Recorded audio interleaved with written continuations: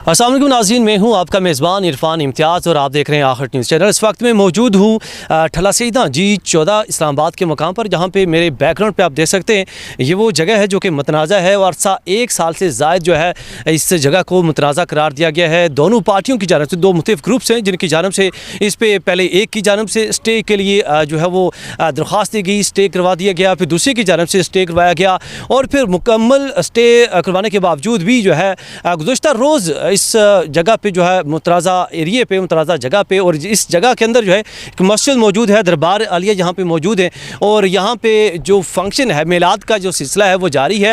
हालांकि कानूनन अगर देखा जाए ऐसी जगह है कि जहाँ पे स्टे करवा दिया जाता है, उस पर फिलफोर जिस तरह की डेवलपमेंट हो रही होती है उनको रोक दिया जाता है, चाहे वो किसी की भी जानिब से डेवलपमेंट्स होंगी, जब तक कि उसका फैसला नहीं होता तब तक कि उस पर तमाम तर जो डेवलपमेंट्स होती हैं उसका सिलसिला रोक दिया जाता है। लेकिन यहाँ पे कुछ और कहानी नज़र आती है कि क्योंकि स्टे होने के बावजूद भी यहाँ पे जो मिलाद का सिलसिला या फंक्शन का सिलसिला है वो जारी है।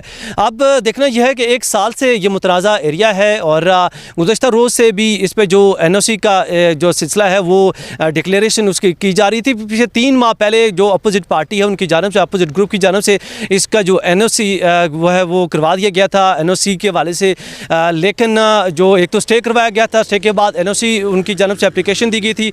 अब फिर एक और ग्रुप जो कि यहाँ पे G14 ठला सीधा के रहायशी इनकी जानब से भी इसका जो NOC जो है लिया गया था, लेकिन जो है NOC डिक्लेरेशन के हवाले से भी काफ़ी मसाइल सामने आए। स्टे के हवाले से भी, स्टे जब पहले एक ग्रुप की जानब से करवाया गया फिर दूसरे ग्रुप की जानब से यहाँ पे स्टे करवाया गया, लेकिन दोनों पार्टियों की जो NOC डिक्लेरेशन जो NOC था वो आज जो है असिस्टेंट कमिश्नर सानिया पाशा की जानब से दोनों के NOC जो है वो कैंसिल कर दिए गए हैं। इसी चपकरिश को देखते हुए, इसी जो मुअम्मा है इसको देखते हुए, इसको मद्देनज़र रखते हुए इस तमाम तर जो NOC दोनों के उनको जो है वो कैंसिल कर दिया गया है। लेकिन इसके बावजूद एक ग्रुप की जानब से यहाँ पे फंक्शन का सिलसिला या मिलाद मुबारक सल्लल्लाहु अलैहि वसल्लम का जो सिलसिला है वो जारी है। आप सल्लल्लाहु अलैहि वसल्लम वजह कायनात तख्लीक है, उनकी जो रेस्पेक्ट है वो बिलाशुबा कायनात से जो है वो किसी भी से भी ढकी छुपी नहीं है। हम जो है दिलो जान से कोई भी दुनिया जहाँ का कोई भी बाशिंदा होगा आप सल्लल्लाहु अलैहि वसल्लम पर मर मिटने के लिए तैयार होता है। लेकिन सवाल ये पैदा होता है कि ऐसी जगह जहाँ पे स्टे हो कि वहाँ पे किसी भी तरह का प्रोग्राम जो है वो जो रियासत है या हमारा जो मुल्क है या उसका कानून वो इजाज़त देता है या नहीं।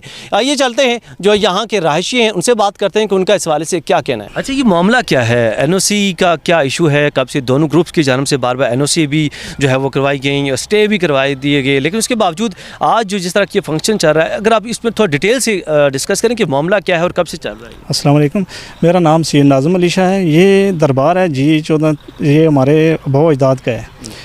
तो ये इस तरह है कि ये अभी पहले तो हम सारे प्रोग्राम इकट्ठे ही करवाते थे, तो जिस टाइम का एग्जाम्ट हुआ है ना तो इन्होंने ऊपर कब्ज़ा करने की कोशिश कर रहे हैं दूसरी पार्टी। फिर हम कोर्ट में चले गए, ये भी कोर्ट में, ऑलरेडी दोनों पार्टियां कोर्ट में, दोनों के स्टे लगे हुए हैं।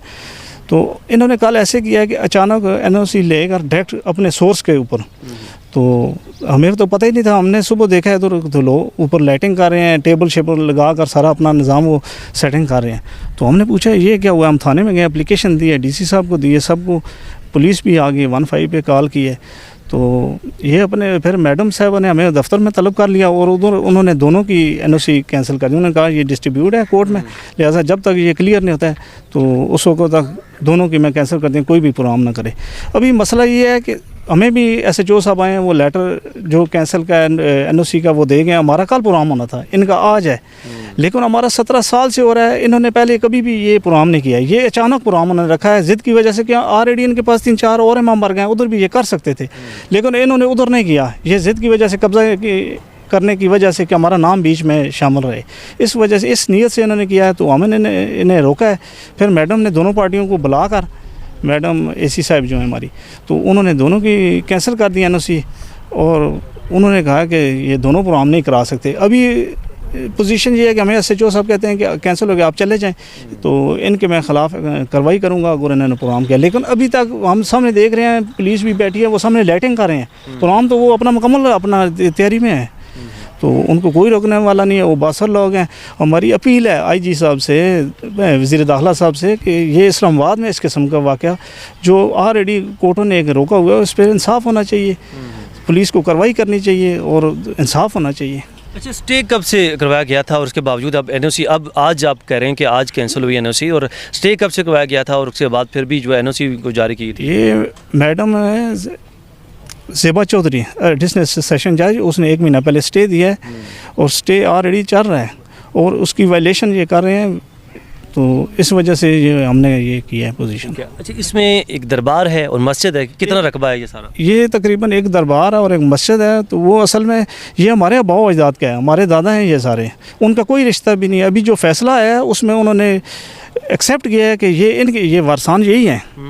उन्होंने एक बिजली का बिल दिया, उसके अलावा वो भी एक्सेप्ट नहीं हुआ है, उसके अलावा इनके पास कोई सबूत नहीं है। मतलब आपके पास इसके सारे डॉक्यूमेंट्स कागजात मौजूद? हमारे पास जो हाउसिंग अथॉरिटी ने एग्जाम्प्ट किया वो भी लेटर हमें इशू किया है, और इसके अलावा हमारा शजरा है और जो ज़मीन नीचे है उसका गिरदावरी हमारे पास है, मलकियत हमारे पास है, सारा ये हमारे पास है। नाज़िम शाह ठला सईदा के रहायशी, जिनके आबाओ अजदाद वरासती जायदाद जो कि वरासती यहाँ पे ज़मीन है, इसके ऊपर जो है ये जो तनाज़े का सिलसिला है, मुतनाज़ा एरिया जिसको करार दिया गया है, 1 साल से लगभग जो सिर्फ टाइम जो हो चुका है जिस पे इसके स्टे लगा हुआ है, उसके ऊपर मुख्तलिफ तरह के एनओसी का सिलसिला जो है वो जारी है।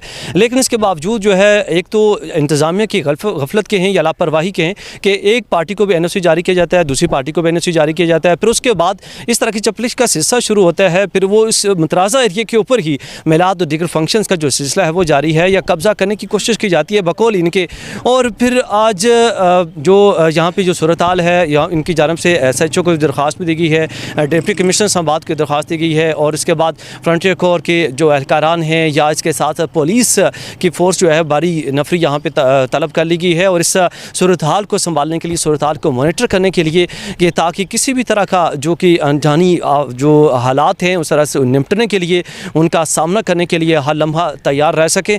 और अब देखना यह है कि इसको वो किस हद तक कंट्रोल कर पाते हैं, यानी कि हालांकि जो ज़िम्मेदारान हैं या इंतज़ामिया को ये चाहिए कि इनके तमाम तर रिकॉर्ड्स को देखते हुए, इनके तमाम तर जो डॉक्यूमेंट्स हैं उनको देखते हुए, जो इनके रियल जो इनके हकीकी वारिसान या वारिस हैं उनके हवाले ये दिया जाए, और इनके तमाम तर जो मुतनाज़ा जो इलाका है, मुतनाज़ा एरिया है, मस्जिद है, इसके साथ दरबार है, वो उनके हकीकी जो वारिस हैं उनके हवाले किए जाए ताकि किसी भी तरह के जानी नुकसान से बचा जा सके। इसके साथ ही अपने मेज़बान इरफान इम्तियाज़ को दीजिए इजाज़त। अल्लाह ने के बाद।